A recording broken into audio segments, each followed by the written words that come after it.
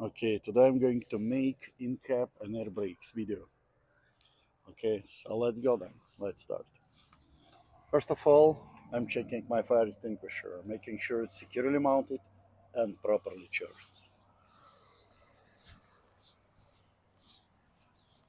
Okay, as well as my 3 reflective triangles. Okay, making sure they're present. And my spare fuses.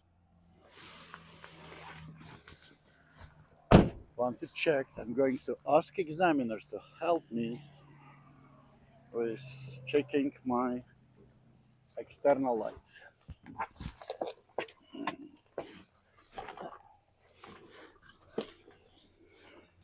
Okay, examiner goes in the front of the truck. First of all, I'm gonna put my key in accessory. Boom, most of the lights coming on and going off.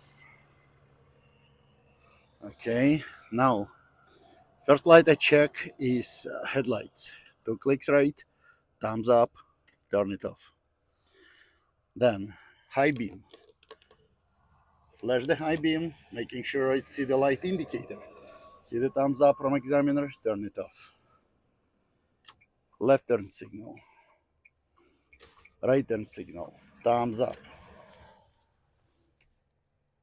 4-way emergency flashers, thumbs up. Examiner goes to the back. Once examiner is there, I'm checking my tail lights. 2 clicks again, the same switch, the same position as for headlights. Thumbs up, turn it off. Brake lights, thumbs up, release it. Left turn signal, thumbs up. Right turn signal, thumbs up. 4-way flashers, thumbs up. Examiner goes to the passenger seat. I'm gonna be waiting for examiner with my seatbelt in hands. Okay. Once examiner is on the seat, I'm going to explain that my seatbelt is not used, not frayed, no ripped, and it's latches and adjusted properly. Okay.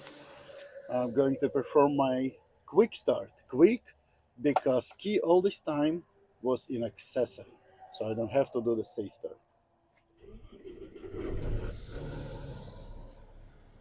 Okay. I started the engine. Now I'm going to hold, well, it's 12 100 RPM, but this track, the idle on this track, the idle is limited on 14. So not a big difference. So let's do 14. Okay.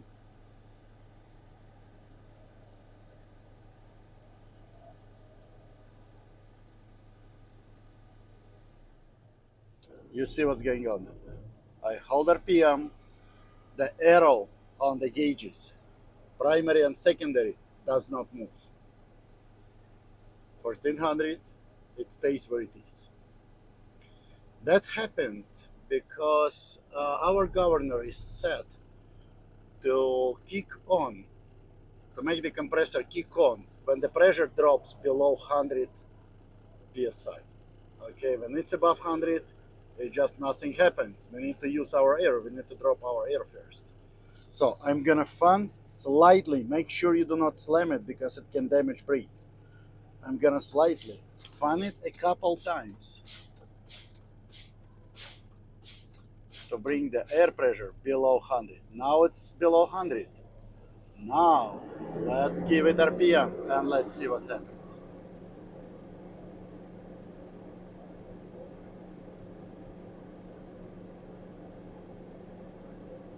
Well, now it's building up. I'm going to wait until governor cuts off between 120 and 140 psi. Then I'm going to declare that my air gauges are working properly. Listen carefully for the sneeze. Don't miss the sneeze. The sound when governor cuts off.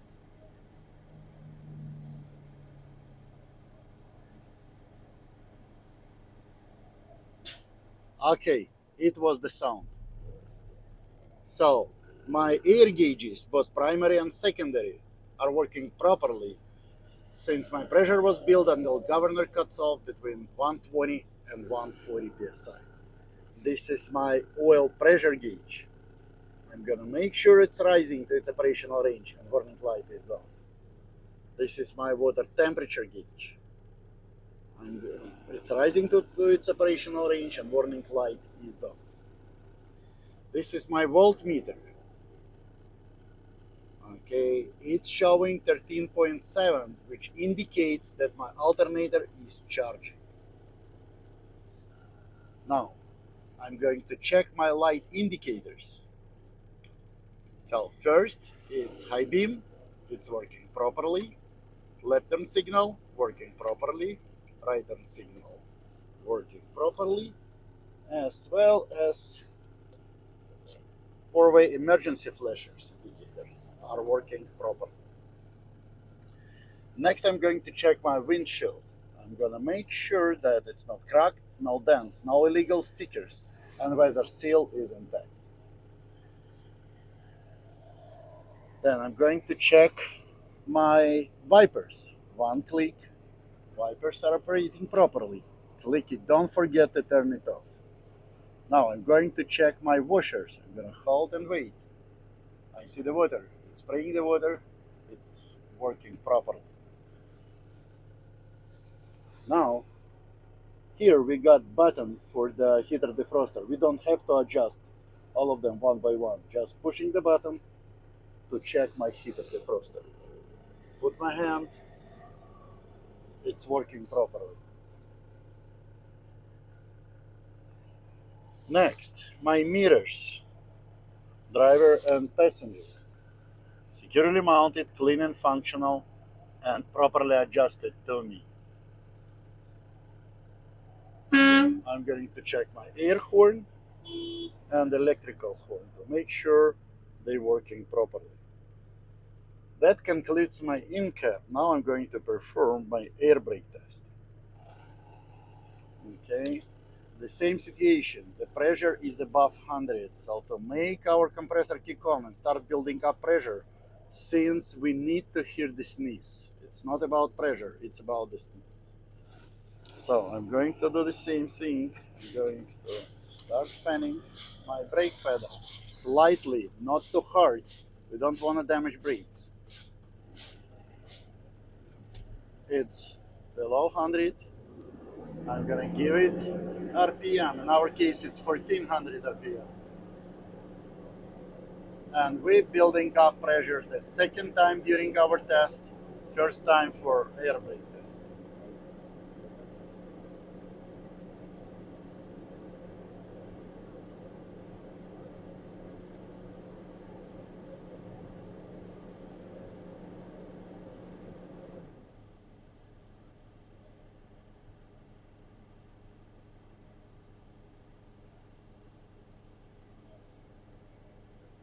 Listen carefully for the sneeze. Once you hear the sneeze, you need to take your foot off brake. Okay, here it is. So my governor cuts off between 120 and 140. So my compressor has built the pressure. Now it's time to cut off my engine. I'm gonna make just one click left. Engine is off. Then one click right. Okay, this is my ABS light. Okay, it shows up and goes off. Okay. Now, when my with my pressure built and engine cut off, the key is an accessory. I'm gonna make sure that my chokes are pleased. Okay, chokes are there.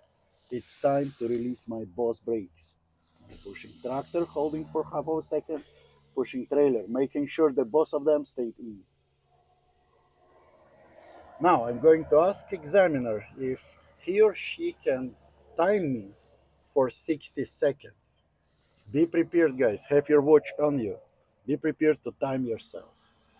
Now I need to push, so let's do it now. I pushed my brake pedal all the way in, all the way in. It's very important because here in this truck we got air brake pressure gauge, so examiner can see how strong, how much of pressure you applied on the brake pedal. So usually people do it slightly and do like 40 psi. It's not enough. It's gonna be fail on your test. Okay, so make sure you push the pedal to the metal, to the metal. It cannot go more. Don't release it. Don't drop it. Okay, because if I will let it go and push it again, it will be sound, which will, let examiner know that you didn't push it strong enough. So 5 more seconds.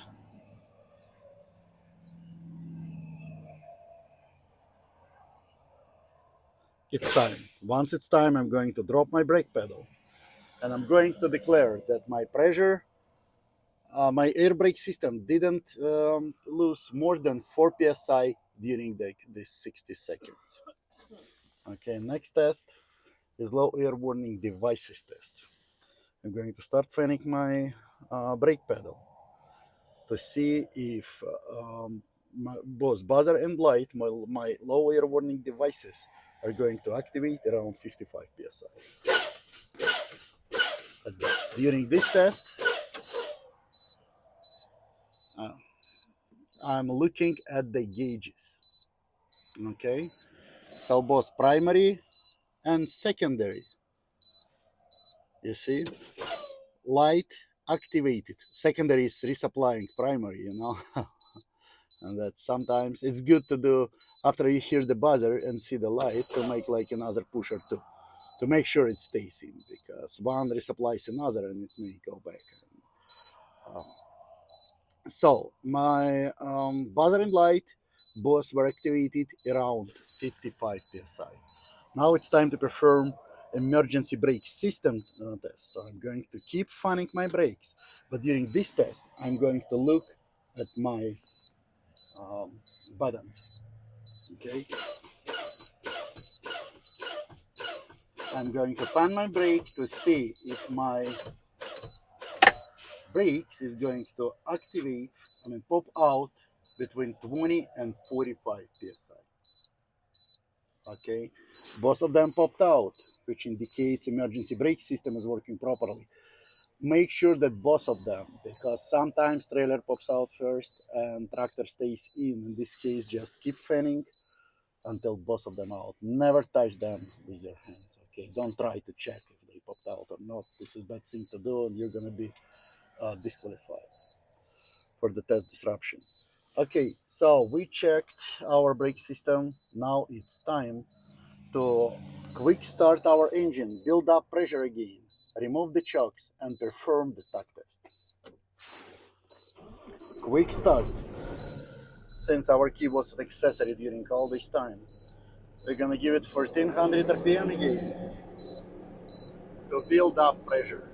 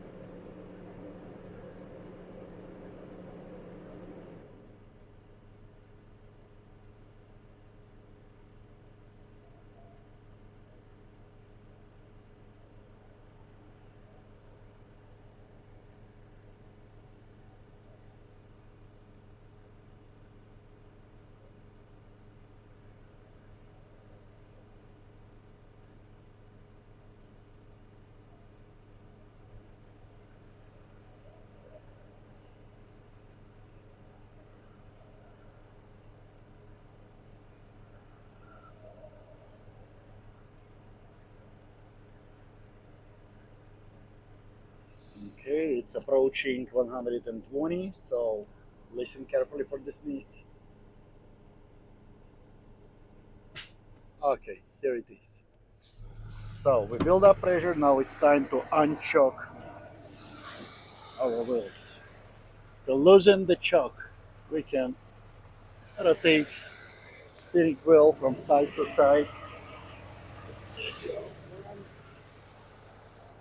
Make sure you put it back.